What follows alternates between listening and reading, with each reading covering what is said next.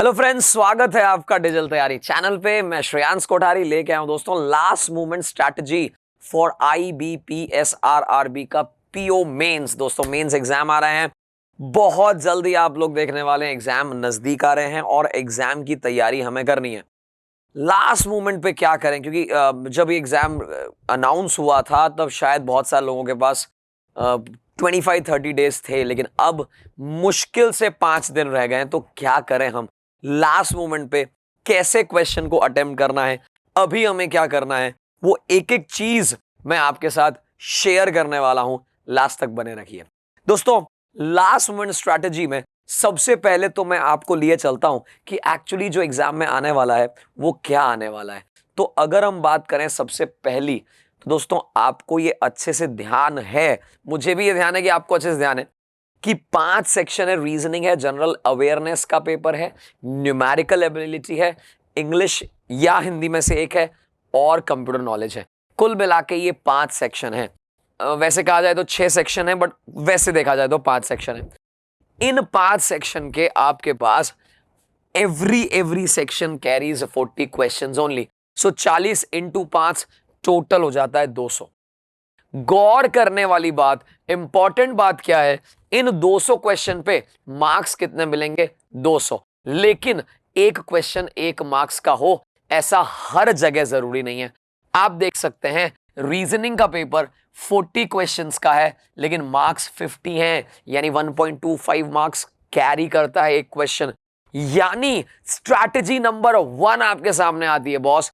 आपको मैथ्स और रीजनिंग, क्योंकि रीजनिंग में भी ऐसा ही है, रीजनिंग एंड मैथ्स, ये रीजनिंग का 50, ये न्यूमेरिकल एबिलिटी का 50, ये दोनों पे आपको अच्छे से प्ले करना है, अच्छे से ध्यान देना है, अच्छे से स्कोर करना है। और मैं तो जानता हूं और ये आप भी जानते हैं कि इन्हीं दोनों को पास करके तो मेंस में पहुंचे हैं, इन्हीं दोनों में अच्छा स्कोर करके तो मेंस में पहुंचे हैं। जब अच्छा स्कोर इन दोनों में किया है तो डेफिनेटली आगे भी अच्छा स्कोर इसमें करेंगे। सबसे बड़ी चीज जो बैंकिंग एग्जाम की है, जो हमें हमेशा ध्यान में रखनी है, वो ये है, प्रिलिमिनरी एग्जाम कभी भी अगर क्लियर होता है, प्रिलिमिनरी एग्जाम अगर कभी भी क्लियर होता है तो दोस्तों वो शॉर्ट ट्रिक से होता है। लेकिन मेंस एग्जाम अगर क्लियर होता है तो वो कॉन्सेप्ट से होता है। सो बात को फिर से रिवाइज करा रहा हूं, एक बार आपको पुनः बोल रहा हूं कि प्रिलिमिनरी एग्जाम हमेशा शॉर्टकट से क्लियर होगा और मेंस एग्जाम हमेशा आपके कॉन्सेप्ट से क्लियर होगा। तो यहां एक बहुत बड़ा डिफरेंस आ जाता है, हम किस तरीके से क्वेश्चन को देखते हैं, हमने अभी तक किस तरह से क्वेश्चन को देखा है, और क्वेश्चन का लेवल ही बहुत ज्यादा डिफरेंट आ जाता है। चलिए तो और आगे बढ़ता हूं। पहले तो आपको यह समझा चुका, आपको बता चुका 200 मार्क्स हैं और 200 ही क्वेश्चंस हैं, लेकिन हमें मुख्य तौर पे रीजनिंग और मैथ्स पे ज्यादा ध्यान देना है। चलिए थोड़ा सा और आगे बढ़ते हैं। सबसे इंपॉर्टेंट बात, टाइम इज क्रूशियल। क्या होता है, टोटल 120 मिनट्स हैं आपके पास, 120 मिनट, और टोटल 200 क्वेश्चंस हैं, जो कि पहले भी ऐसा ही होता आया था, ऐसा ही होता रहेगा। ये स्ट्रैटेजी जो मैं अभी बता रहा हूं, एक IBPS PO की स्ट्रैटेजी होगी, वो दोनों में अलग अलग होगा। उसमें मुख्य रूप से 2 बातें अलग होंगी। पहला तो वहां एक साथ 120 मिनट्स नहीं मिलेगा, वहां टुकड़ों में अलग अलग टाइम मिलेगा। वहां 135 मिनट्स भी मिल सकता है, अलग अलग टाइम पे अलग अलग मिलेगा, यानी हर सेक्शन का अपना स्ट्रैटेजी होगा। और दूसरा दोस्तों, यहां पे जो आप देख सकते हैं 36 सेकेंड फॉर अ क्वेश्चन, अगर मैं एवरेज की बात करूं तो मुझे पर क्वेश्चन पे केवल 36 सेकेंड है, पर क्वेश्चन एवरेज निकाला है। बात को समझ आ रहे हैं आप लोग? सो आपको यह समझना पड़ेगा कि जब 36 सेकेंड ही है तो फिर भैया कहीं ना कहीं बैलेंस एवरेज निकालना है ना, तो कुछ क्वेश्चन बहुत फास्ट करने पड़ेंगे, कुछ क्वेश्चन बहुत स्लो करने, मतलब बहुत स्लो तो क्या, मतलब स्लो करेंगे तो चल जाएगा, ऐसा समझे हम। कुल मिला के स्ट्रैटेजी इस तरीके से बनानी है कि हमारे ये 120 मिनट्स प्रॉपरली यूटिलाइज हो जाए। देखो 120 मिनट्स तो निकलेंगे, पेपर आया है तो पेपर खत्म भी होगा, बट ऐसा ना हो कि गलत चीजों में समय ज्यादा दे दिया और गलत जगह पे ज्यादा समय खत्म हो गया हमारा। ये इंपॉर्टेंट है। तो आपको मैंने पहली लाइन लिख दी boss, time is crucial. Time बहुत क्रूशियल है, और इसको और अच्छे से बेहतर कहूं तो time management is more crucial. Time management अच्छा होना चाहिए। किस तरीके का होना चाहिए वो भी हम देख लेते हैं। ऑर्डर क्या करें, सबसे पहले क्या करें, बाद में क्या करें, क्योंकि यहां 120 मिनट्स का एक कंपोजिट टाइम है, एक ओवरऑल 2 घंटा दे दिया है, तो यहां बहुत बड़ा चिंता हो जाती है, सब पहले क्या करें। तो ये एक strategy, minute to minute strategy में लेके आया हूं। एक एक मिनट में ये समझाया है कि बॉस आपको क्या करना है विद ऑर्डर, और ये जांचा परखा, एकदम ट्रायड एंड टेस्टेड शानदार चीज आपको लेके आया हूं जो शायद कोई नहीं बताएगा। हो सकता है 100 में से एक स्टूडेंट इससे अलग हो और वो कुछ और कर ले और वो पास हो जाए, वो एक अलग बात है। अदरवाइज 100 में से 99 98 स्टूडेंट्स को ये एकदम ट्राइड एंड टेस्टेड और विद रीजन बताऊंगा कि क्यों हमने इसे इस ऑर्डर में रखा है। सबसे पहले मैंने रखा है दोस्तों जीके को, और जीके के लिए 9 से 10 मिनट दिए हैं दोस्तों। 40 क्वेश्चन के लिए 9 से 10 मिनट मुझे तो लगता है ये भी ज्यादा है, क्योंकि जीके और कंप्यूटर ये दो ऐसे सब्जेक्ट हैं, जितना आता है उतना आता है, स्ट्रेट फॉरवर्ड करो नहीं तो आगे बढ़ो, राइट। इन दोनों सेक्शन करने के बाद हम आ जाते हैं हिंदी और इंग्लिश में। हो सकता है कि दूसरे कुछ चैनल्स पे कुछ टीचर्स कुछ और बता रहे हो सकता है उनका अपना एक स्ट्रॉन्ग रीजन भी रहे, लेकिन ये बहुत ज्यादा ट्राइड टेस्टेड है। पिछले 12 साल से हम यहां जो ऑफलाइन कोचिंग में स्टूडेंट्स को बताते आए, और दोस्तों अभी सेक्शन टाइम होने चालू हुआ है कुछ वर्षों से। अदरवाइज पहले तो एक्चुअली में 120 मिनट्स में 200 क्वेश्चंस होते थे, और उससे पहले की बात करूं क्लर्क में तो 90 मिनट्स और 200 क्वेश्चंस भी देखे हमने। मेरे कहने का मीनिंग समझिएगा, मेरे कहने का मीनिंग सिंपल सा है कि इस ऑर्डर को फॉलो करने से बहुत सारे लोगों का फायदा हुआ है, तो आपको भी होगा। हमने 10-10 मिनट इसको दे दिया और करीब 20-22 मिनट हिंदी इंग्लिश को भी दे दिया। इससे क्या हुआ वो समझना, 10 और 10 20 और 40, टोटल 40 मिनट्स का टाइम आपका पूरा हो गया। लेकिन उन 40 मिनट्स में 3 सेक्शन पूरे हो गए। अब मेरे पास टोटल 80 मिनट्स और केवल 2 ही सेक्शन करने हैं। 40 मिनट्स में 3 सेक्शन और 80 मिनट्स में केवल 2 सेक्शन, यानी टाइम तो हो गया डबल और सेक्शन एक कम हो गया। कितना सारा कॉन्फिडेंस मिल जाता है, पहली बात। दूसरा, आपको एक सेंस ऑफ कंप्लीशन आता है कि यार मैं 3 सेक्शन पूरे कर चुका हूं। कुछ लोग कहते हैं इनको बाद में रखो क्योंकि बाद में टाइम कम होगा तो भी ये कर लोगे।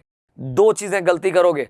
पहली बात, अगर टाइम कम रह गया, सेक्शन अधूरा रह गया, आती हुई चीज पढ़ ही ना पाओगे। मैथ्स और रीजनिंग में टाइम ज्यादा दे दोगे, पता ही नहीं चलेगा। दूसरा, आधा घंटा निकल चुका है, ओनली एक रीजनिंग भी पूरा नहीं हुआ है, ऐसा सेंस आने से एक्चुअली अंदर से कॉन्फिडेंस खराब हो जाता है, खत्म हो जाता है, और आपको लगता है प्रेशर बिल्डअप हो जाता है।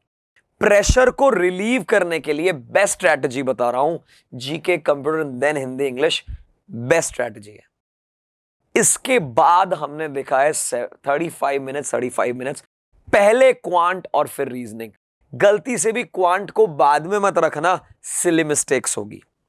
गलती से भी क्वांट को सबसे पहले मत रखना, अभी तो माइंड चलना शुरू किया है बॉस। अगर मैं ग्राफ की बात करूं तो कुछ ऐसा ग्राफ होता है कि हमारा माइंड काम करना शुरू करता है और एक पीक टाइम आता है और उसके बाद वापस डाउन जाता है। उस पीक टाइम पे जब हमारा दिमाग सबसे तेज चल रहा है, तब हम क्या कर रहे हैं, क्वांट कर रहे हैं। तो जब हम क्वांट करेंगे तो डेफिनेटली हमारे लिए ये बेनिफिशियल ही रहेगा। इन सारी स्ट्रैटेजी को समझें आप, मजा आ जाएगा। एक बार एग्जाम में जाने से पहले 2 पेपर करके जाओ, अपने आप पता चलेगा, आपके मार्क्स का डिफरेंस पता चलेगा। हमने क्या किया, क्वांट को 35 मिनट्स एंड रीजनिंग को भी 35 मिनट्स बिल्कुल बराबर एलोकेट कर दिया। अगर मैं इस कैलकुलेशन से चलूं तो करीब 7 से 10 मिनट अभी भी मेरे पास शेष है, बचे हुए हैं। मैंने लिखा है 7 to 10 मिनट्स बफर। ये बफर क्यों है? ये बफर इसलिए है कि मान लो हमने यहां 10 मिनट दिया, आपने भी 10 मिनट छोड़ दिया, कुछ क्वेश्चन जीके के या किसी और के रह गए। मान लो ऐसा कुछ कि ओवरऑल तो मेरा सारे में कट ऑफ क्लियर हो रहा है, अभी मैंने बहुत अच्छे से प्रिपेयर कर लिया, बहुत अच्छा कुछ हो गया। अब पीछे के 10 मिनट बचे हैं, मेरे को ये देखना है कि क्या पता इंग्लिश में लास्ट मोमेंट में स्कोर कर लूं कुछ, या क्वांट के 2 क्वेश्चन एक्स्ट्रा कर लूं, या रीजनिंग को ही कंटिन्यू कर लूं क्योंकि लास्ट में वही कर रहे थे आप। वो लास्ट के 10 मिनट्स बहुत क्रूशियल होंगे, बफर टाइम। और इन सारे मिनट्स को लेने से पहले स्टार्टिंग में सबसे इंपॉर्टेंट दोस्तों स्कैनिंग, जो एक्चुअली स्टूडेंट भूल जाता है। जब तक स्कैनिंग नहीं किया ना, आपका पेपर सक्सेसफुल नहीं होएगा।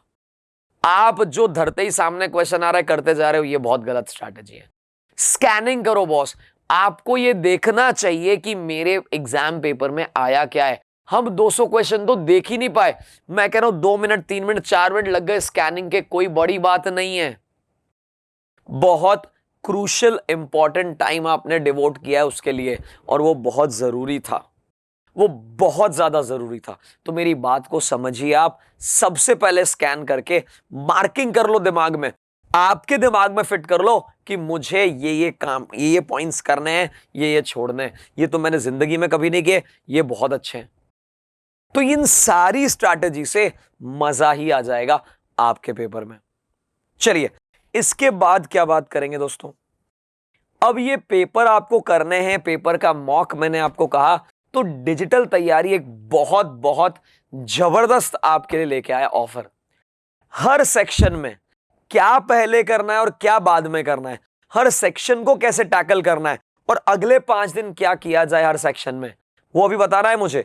तो उससे पहले मैंने एक सोचा आपको बहुत ही ब्यूटीफुल, बहुत ही शानदार ऑफर, जो बहुत इजीली नहीं मिलेगा। मेंस के कुल 5 फुल पेपर्स आपके लिए ओनली 99 रुपीज में हम मेंस के पेपर लेके आए हैं।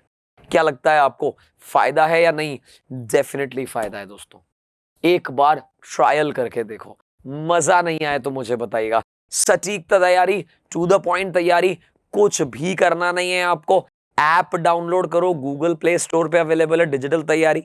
आप में से संभवतः बहुत सारे लोगों के डाउनलोडेड भी होगी। आप उसके अंदर, ऐप के अंदर सीधा जाइए, बैंकिंग सेक्शन के अंदर, उसमें पेपर्स पे जाइए, पेपर्स, मॉक पेपर्स में जाके आप इसको परचेज कर लो। शायद 100 रुपए कोई बहुत बड़ा अमाउंट नहीं है, लेकिन 5 फुल पेपर, और वो भी मेंस के, दोस्तों कहीं नहीं मिलेंगे। एक बार ट्राई करके देखो।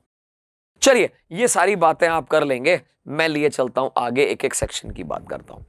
सबसे पहले मैं ले आया हूं जीके और कंप्यूटर, क्योंकि दोनों सिमिलर में चलेगा। 10 मिनट जीके को देना है, 10 मिनट कंप्यूटर को देना है। अभी क्या करना है दोस्तों, जीके के बारे में बता दूं, करंट अफेयर्स को करना है, क्योंकि आरआरबी में वो भी आता है, लेकिन बहुत बड़ा पोर्शन हो ऐसा जरूरी नहीं है। एक्चुअली में थोड़ा सा एग्रीकल्चर, थोड़ा सा बैंकिंग, और बहुत सारा स्टैटिक पोर्शन। स्टैटिक का मतलब डेज आ गए आपके, बुक एंड ऑथर आ गई, ऐसी चीजें जो स्टैटिक है, जो बदलती नहीं है, जो करंट से नहीं चलती है, उनको हम कहते हैं स्टैटिक। और major portion banking, agriculture and static का रहेगा, कुछ पोर्शन करंट अफेयर्स का रहेगा। करंट अफेयर्स सबसे ज्यादा काम आएंगे पिछले 3 महीने के, और फिर थोड़े कम काम आएंगे उससे पिछले 3 महीने के। जनवरी से लेकर अगस्त 2021 तक कंप्लीट करंट अफेयर्स की क्लासेस आपके प्यारे चैनल डिजिटल तैयारी पे चल रही है। अगर अभी तक नहीं देखी तो देख लीजिएगा, सारे वीडियोस वहां अवेलेबल है। कब लाइव चलती है दोस्तों? लाइव चलती है मॉर्निंग में, ठीक 10 बजे स्टार्ट होती है, 9 बजे स्टार्ट होती है, 11 बजे, 9 to 11, सॉरी 9 to 11 आपका एवरी डे आरआरबी के लिए स्पेशली करंट अफेयर्स, जनवरी से लेके अगस्त तक का दोस्तों कंप्लीट, और मुश्किल से 9 से 10 क्लासेस में कंप्लीट कोर्स। तो आप मिस बिल्कुल नहीं करना चाहेंगे, ठीक है ना? कंप्यूटर के लिए अगर हो सके पिछले वर्षों के पेपर्स को सिर्फ आप निकाल लो। थ्योरी पढ़ने का टाइम ना तो है और ना ही हमें पढ़ना है।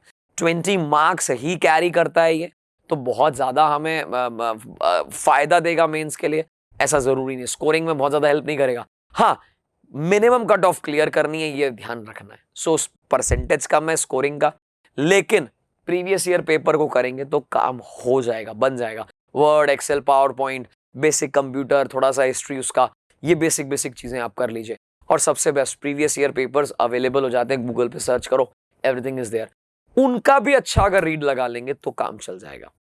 लास्ट मोमेंट स्ट्रैटेजी ये है दोस्तों कि जीके को पढ़ते चले जाओ, पढ़ते चले जाओ, पढ़ते चले जाओ। 25 ऑफ सितंबर को एग्जाम है, 24 तक आप आराम से दोपहर शाम 5 बजे तक, 6 बजे तक जीके पढ़ो। जिस दिन एग्जाम है उस दिन मॉर्निंग में मत पढ़ो। एक भी चीज ऐसी नई दिख गई और आपको था ये तो मेरे को पता नहीं है, दोस्तों वो टेंशन क्रिएट कर देती है, तो नहीं करना है वो। आपको जो करना है वो ये है, अच्छे से तैयारी करना है। इंग्लिश और हिंदी, इसके बारे में बात कर लेते दोस्तों। इंग्लिश करिए या हिंदी, वो आपकी चॉइस है। आप में से कुछ लोगों की इंग्लिश बहुत अच्छी होगी, जिनकी इंग्लिश अच्छी नहीं है वो जनरली हिंदी ऑप्ट करते हैं। तो उन दोनों की बात कर लेता हूं। आपको करना क्या है, हो सके प्रीवियस ईयर पेपर्स बहुत सारे मिल जाएंगे, हिंदी के भी इंग्लिश के भी, उन्हें आप देख लें अच्छे से।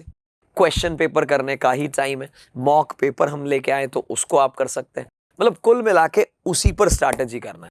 एग्जाम की स्ट्रैटेजी क्या होगी दोस्तों? एग्जाम की स्ट्रैटेजी बहुत क्लियर होगी। जो मुझे आता है वो पहले करूंगा, जो नहीं आता है उन्हें एक बार तो स्किप करूंगा।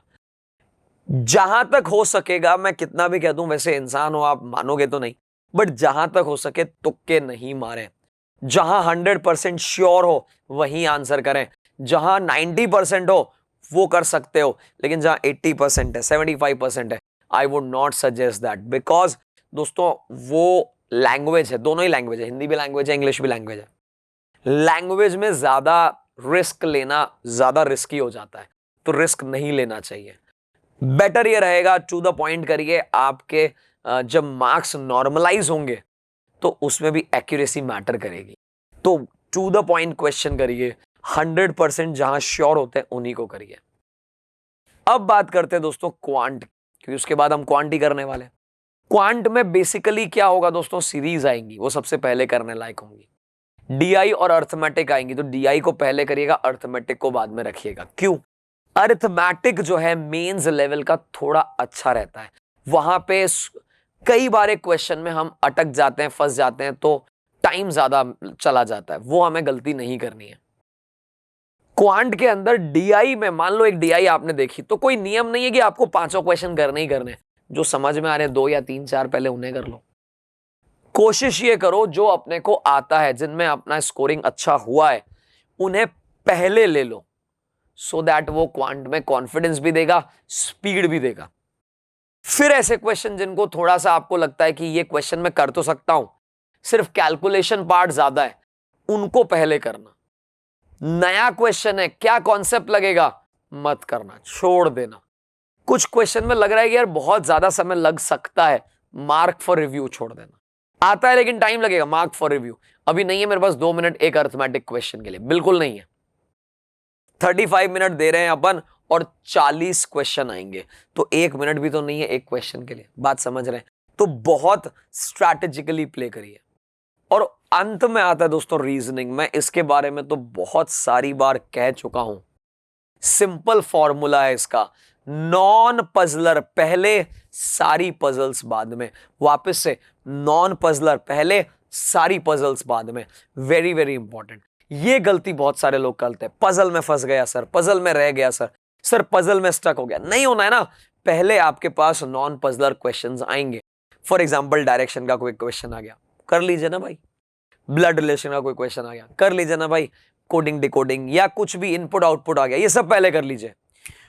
उनके बाद, मतलब ये सारा पार्ट बता दिया लॉजिकल रीजनिंग, उसके बाद क्रिटिकल रीजनिंग करिए दोस्तों। क्रिटिकल रीजनिंग के भी मैंने लेटेस्ट कुछ वीडियोस बनाए बेसिक लेवल से, वो भी हमारे चैनल पे अवेलेबल है, एक बार देख लीजिएगा।